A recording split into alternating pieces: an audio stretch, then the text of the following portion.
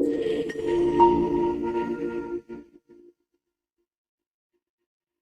Number 11 जैसा कि आप देख पा रहे हो उसमें सीक्वेंस दी गई है जो कि एपी के फॉर्म में है।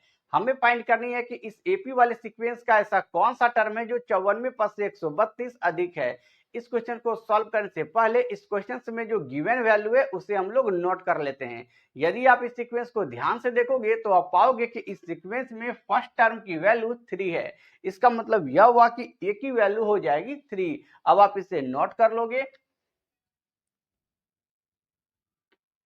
a equal to 3। अब हम लोग इस सीक्वेंस के कॉमन डिफरेंस को फाइंड करेंगे। किसी भी सीक्वेंस के कॉमन डिफरेंस को फाइंड करने के लिए सेकेंड टर्म में फर्स्ट टर्म को माइनस करना होता है। इस सीक्वेंस में सेकेंड टर्म की वैल्यू दी हुई है 15 जबकि फर्स्ट टर्म की वैल्यू दी हुई है 3। तो d इक्वल टू 15 माइनस 3। इस प्रकार d की वैल्यू हो जाएगी 12। क्योंकि हमें इस सीक्वेंस के वैसे टर्म को फाइंड करनी है जो 54 पद से 132 अधिक है। हम लोग सपोज कर लेते हैं कि वह टर्म nth टर्म है जो 54 पद से 132 अधिक है। अब आप यहां लिखोगे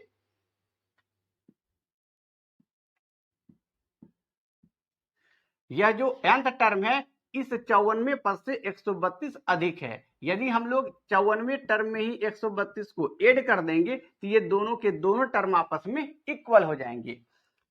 एन का फॉर्मूला होता है a plus N minus 1 into D equal to a 54। तो एन की जगह दी हुई है 54 तो फॉर्मूला हो जाएगा ए प्लस एन माइनस 1। तो एन की वैल्यू पुट करेंगे 54 माइनस का 1 इंटू डी प्लस 132।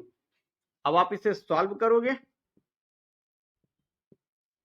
ए की वैल्यू दी हुई है 3 plus N minus 1 into D. D की वैल्यू हम लोगों ने फाइंड किया 12 इक्वल टू ए की वैल्यू दी हुई है 3।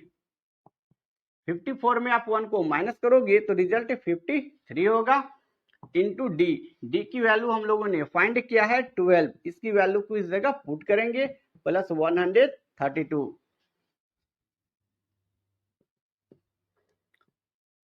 3 प्लस अब इस n माइनस 1 को 12 के साथ मल्टीप्लाई करेंगे। जैसे ही आप 12 से n को मल्टीप्लाई करोगे तो रिजल्ट 12n का होगा। माइनस 12 को आप 1 के साथ मल्टीप्लाई करोगे तो रिजल्ट 12 होगा इक्वल टू 3 प्लस यदि आप 53 को 12 के साथ मल्टीप्लाई करोगे तो रिजल्ट 636 होगा। इसे आप लिखोगे प्लस 132।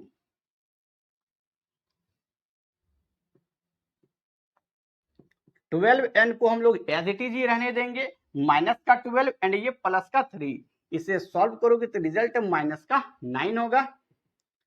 3 plus 636 plus 132। यदि इन तीनों को आप ऐड करोगे तो रिजल्ट 771 का होगा। अब हम लोग n की वैल्यू को फाइंड करेंगे। तो 12n को एज इट इज ही रहने देंगे। 771 माइनस 9 को इक्वल टू के इस साइड आप शिफ्ट करोगे तो ये प्लस का 9 होगा। 12n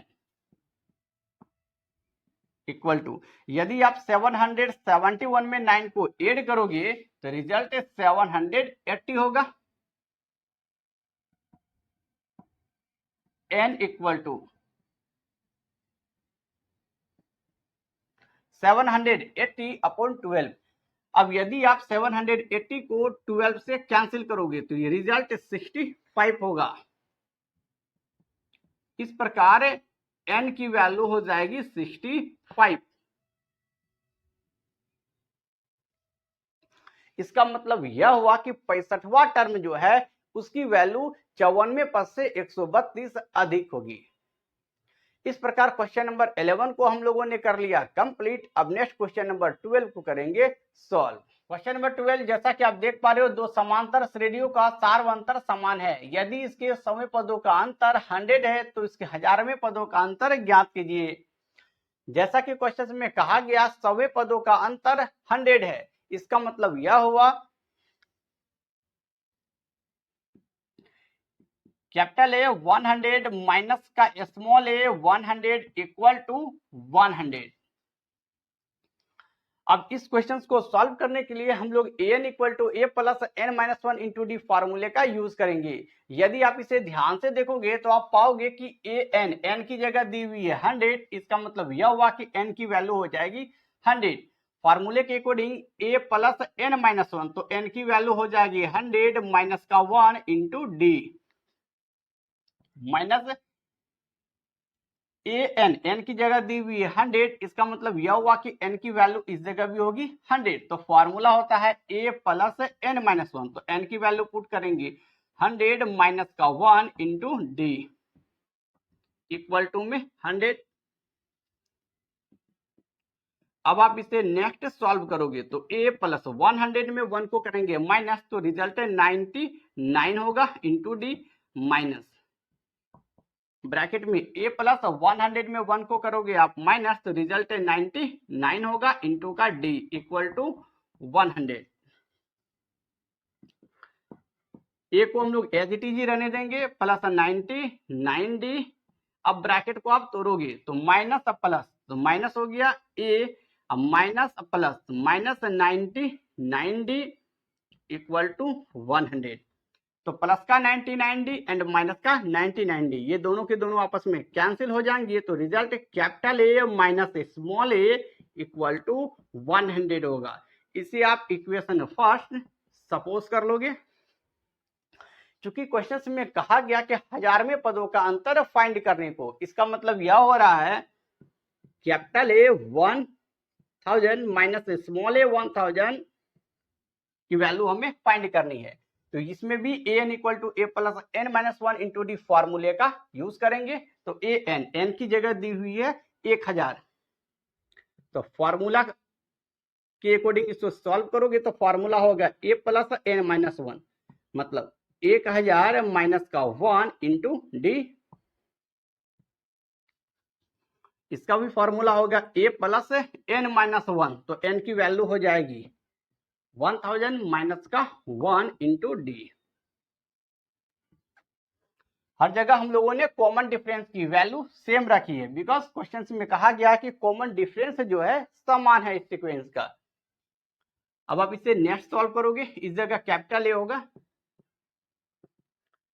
तो कैपिटल ए प्लस 1000 में 1 को आप माइनस करोगे तो रिजल्ट 999 होगा इंटू डी माइनस, इस जगह भी ए है प्लस 1000 में 1 को आप करोगे माइनस, तो रिजल्ट 999 डी होगा।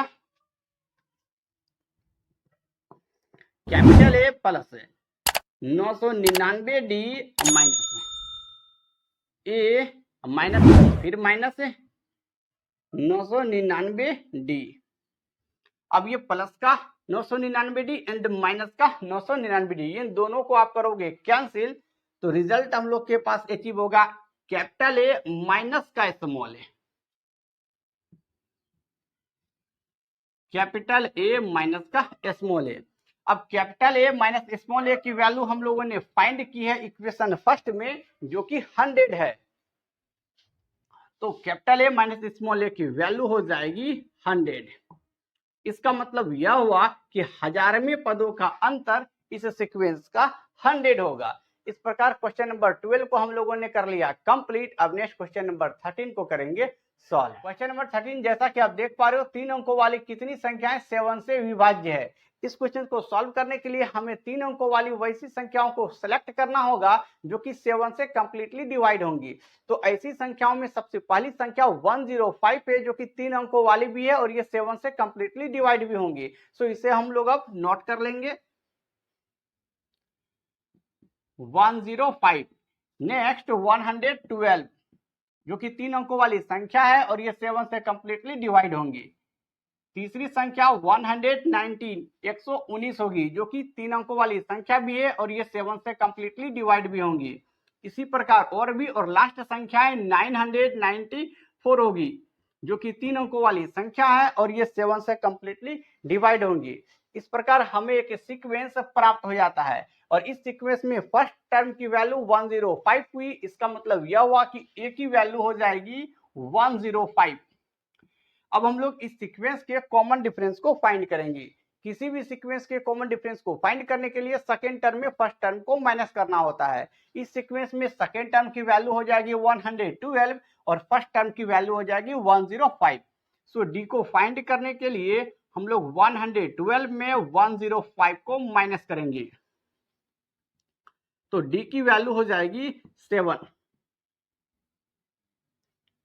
इस सीक्वेंस में लास्ट टर्म की वैल्यू 994 है। इसका मतलब यह हुआ कि एन की वैल्यू हो जाएगी 994।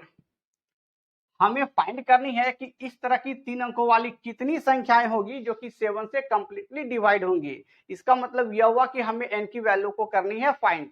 सो इसके लिए हम लोग an equal to a plus n minus 1 into D फॉर्मूले का करेंगे यूज और n की वैल्यू को कर लेंगे find. Since an equal to a plus n minus 1 into d, an की वैल्यू हो गई 994 इक्वल टू a की वैल्यू है 105 plus n minus 1 into D की वैल्यू हम लोगों ने फाइंड किया है 7। 994 को एज इट इज ही रहने देंगे। 105 को यदि आप इक्वल टू के इस साइड शिफ्ट करोगे तो माइनस का 105 होगा इक्वल टू n माइनस 1, इसे हम लोग एज इट इज ही रहने देंगे इंटू 7।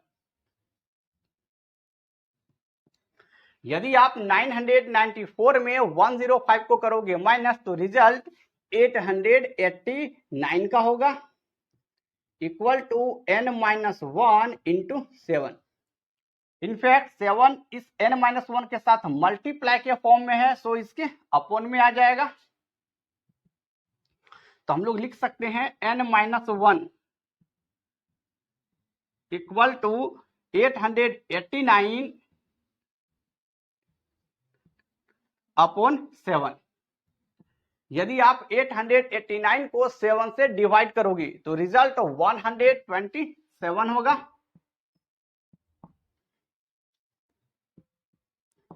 तो n minus 1 equal to 127। Minus 1 को इक्वल टू के इस साइड शिफ्ट करोगे तो रिजल्ट प्लस का 1 होगा। तो n इक्वल टू 127 माइनस का 1 इस तरफ आप लाके शिफ्ट करोगे तो ये प्लस का 1, 127 plus 1 that is n equal to 128। यही n की वैल्यू हो जाएगी। इसका मतलब यह हुआ कि 3 अंकों वाली संख्याएं जो कि 7 से कंप्लीटली डिवाइड होंगे ऐसी संख्याएं 128 होगी। मतलब टोटल 128 संख्याएं ऐसी होगी जो कि 3 अंकों वाली भी है और ये 7 से कंप्लीटली डिवाइड भी होंगे। इस प्रकार क्वेश्चन नंबर 13 को हम लोगों ने कर लिया कंप्लीट। अब नेक्स्ट क्वेश्चन नंबर 14 को करेंगे। क्वेश्चन नंबर 14 जैसा कि आप देख पा रहे हो 10 और 250 के बीच में 4 के कितने गुणज हैं। इस क्वेश्चन को सॉल्व करने के लिए हमें 10 एंड 250 के बीच वैसी संख्याओं को सेलेक्ट करनी होगी जो कि 4 के मल्टीपल हैं। अर्थात यदि आप वैसी संख्याओं में 4 से डिवाइड भी करोगे तो वे कंप्लीटली डिवाइड हो जाएंगी। तो ऐसी संख्याओं में सबसे पहली संख्या 12 होगी जो कि 4 के मल्टीपल भी हैं एंड यदि आप इसे 4 से डिवाइड भी करोगे तो ये कंप्लीटली डिवाइड हो जाएंगे। सो इसे हम लोग नोट कर लेते हैं। 12, दूसरी संख्या 16 हो जाएगी, तीसरी संख्या 20 हो जाएगी और इसी प्रकार लास्ट संख्या 248 हो जाएगी। इस प्रकार हमें एक सीक्वेंस प्राप्त हो जाता है। इस सीक्वेंस में ये जितने भी आप डिजिट को देख पा रहे हो ये सारे के सारे 4 के मल्टीपल हैं। यदि इन सभी संख्याओं में आप 4 से डिवाइड भी करोगे तो ये कंप्लीटली डिवाइड हो जाएंगे। इस सीक्वेंस में फर्स्ट टर्म की वैल्यू दी हुई है 12। इसका मतलब यह हुआ कि a की वैल्यू हो जाएगी 12। अब हम लोग इस सीक्वेंस के कॉमन डिफरेंस को फाइंड करेंगे। सो किसी भी सीक्वेंस के कॉमन डिफरेंस को फाइंड करने के लिए सेकेंड टर्म में फर्स्ट टर्म को माइनस करना होता है। तो सेकेंड टर्म की वैल्यू हो जाएगी 16, इसमें आप माइनस करोगे फर्स्ट टर्म की वैल्यू जो कि 12 है। तो इस प्रकार d की वैल्यू हो जाएगी 4। लास्ट टर्म के रूप में 248 दी हुई है, इसका मतलब यह हुआ कि an की वैल्यू हो जाएगी 248। हमें फाइंड करनी है कि 10 एंड 250 के बीच ऐसी कितनी संख्याएं हैं, मतलब n की वैल्यू हमें फाइंड करनी है। सो इसके लिए हम लोग n equal to a plus n minus 1 into D फॉर्मूले का करेंगे यूज और n की वैल्यू को कर लेंगे फाइंड। सो आप लिखोगे since an equal to a plus n minus 1 into D. an की वैल्यू दी हुई है 248 इक्वल टू a की वैल्यू गिवन है 12 प्लस n माइनस 1, तो n माइनस 1 को हम लोग एज इट इज रहने देते हैं इंटू डी की वैल्यू दी हुई है 4। 248 प्लस 12 को इक्वल टू के इस साइड शिफ्ट करोगे तो माइनस का 12 हो जाएगा इक्वल टू n माइनस 1 को हम लोग एज इट इज रहने देंगे इंटू का 4। यदि 248 में 12 को आप माइनस करोगे रिजल्ट 236 का होगा equal to n minus 1 into 4। क्योंकि ये 4 n माइनस 1 के साथ मल्टीप्लाई के फॉर्म में है, सो इसके अपॉन में आएगा,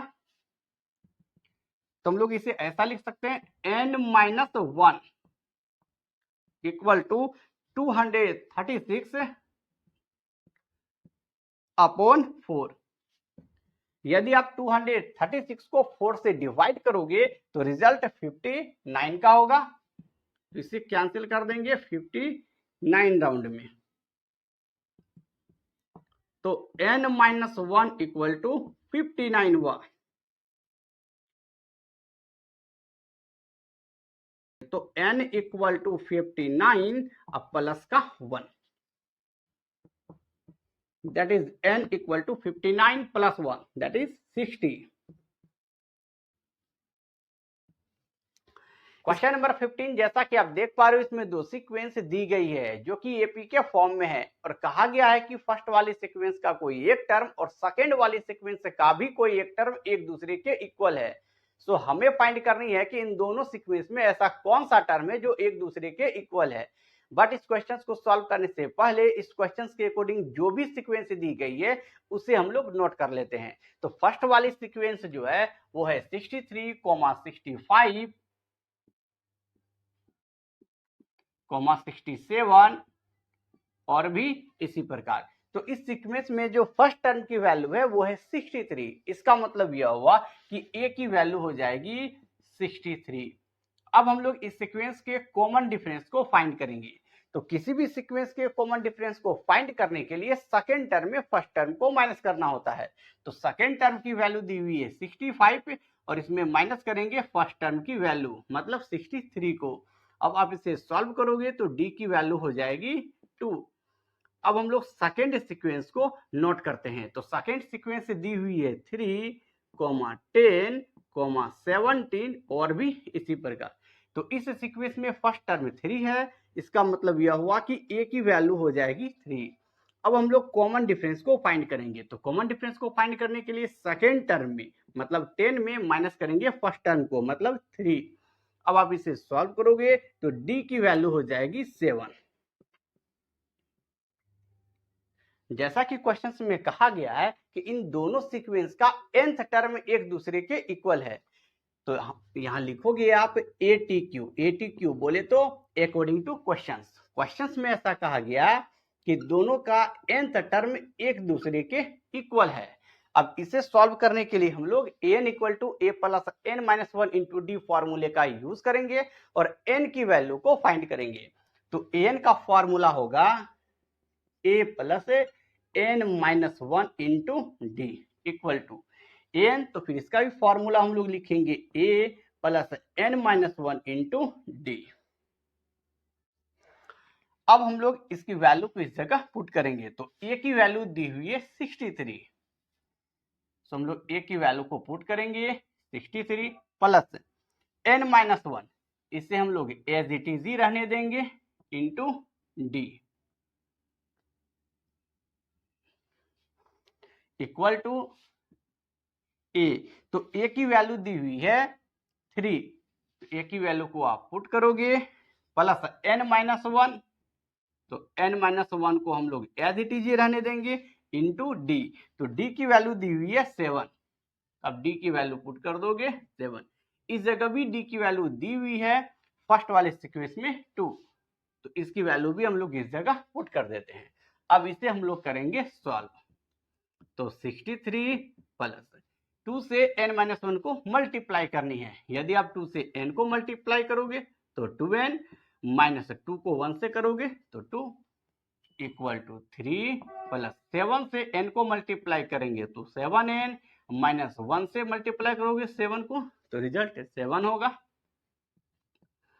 63 जगह प्लस में है बट ये 2 माइनस में है, तो इन दोनों को आप सॉल्व करोगे तो रिजल्ट 61 हुआ, प्लस 2n इक्वल टू, अब इस जगह 3 प्लस में है एंड ये 7 जो है माइनस में है, तो इन दोनों को आप यदि सॉल्व करोगे तो रिजल्ट -4 होगा, तो लिख लेंगे हम लोग माइनस का 4, प्लस में दिया हुआ है 7n, 2n को हम लोग एज इट इज रहने देते हैं, प्लस 7n को इक्वल टू के इस साइड शिफ्ट करोगे तो माइनस का 7n होगा, -4 अवेलेबल है, प्लस 61 को हम लोग इक्वल टू के इस साइड शिफ्ट करेंगे तो माइनस का 61 हो जाएगा। 2n प्लस में 7n माइनस में, इसे सॉल्व करेंगे तो रिजल्ट माइनस का 5n होगा, इक्वल टू -4 माइनस 61, तो ये दोनों मिलके बन जाएंगे माइनस का 65, ये वाला माइनस एंड ये वाला माइनस कैंसिल हो गया। अब हम लोग n की वैल्यू को फाइंड करते हैं, तो n इक्वल टू 65 अपॉन 5, अब इस 5 से 65 को कैंसिल करेंगे तो ये 13 राउंड में कैंसिल हो जाएंगे, तो इस प्रकार n की जो वैल्यू है वो हो जाएगी 13।